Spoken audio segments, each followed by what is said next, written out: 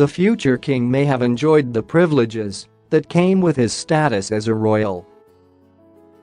However, his life was also plagued with high expectations and great disappointments. When the prince hit rock bottom after his separation from Diana in 1992, he unburdened himself about the miseries of his youth to Jonathan Dimbleby, who was writing an authorised biography on the prince. As a little boy, Charles was easily cowed by the forceful personality of his father, whose rebukes for a deficiency in behaviour or attitude easily drew tears. Sally Bedell Smith, a royal biographer, wrote in Prince Charles, The Passions and Paradoxes of an Improbable Life, that Prince Charles was belittled as a young boy by his father's own forceful personality. Ms. Bedell Smith said Prince Philip wasn't pleased with the fact that Prince Charles appeared to be too soft and was worried that Charles could become weak and vulnerable, so he set about toughening him up.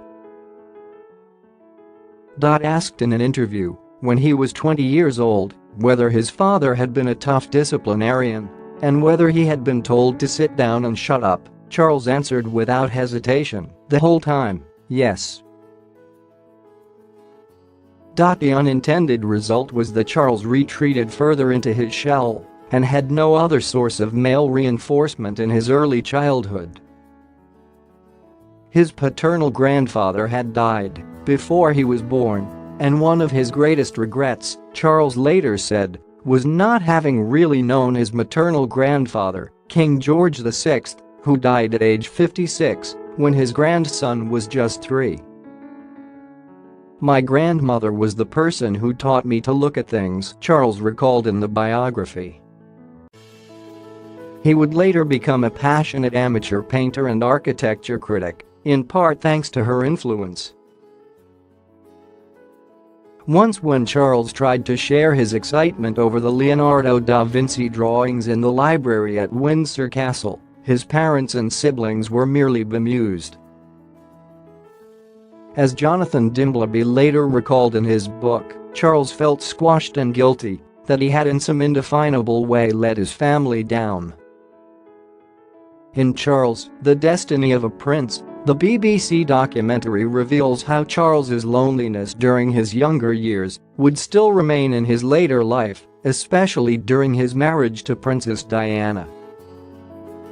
During the late 1980s, the media was infatuated with Princess Diana and saw her as a gentle soul, so accessible to people all over the world. As for Charles, however, the press poked fun at the Prince of Wales with headlines including Prince finds peace alone and at Hermit Heir. Accusations of Charles hiding away from reality and being out of touch with reality were splashed across front pages.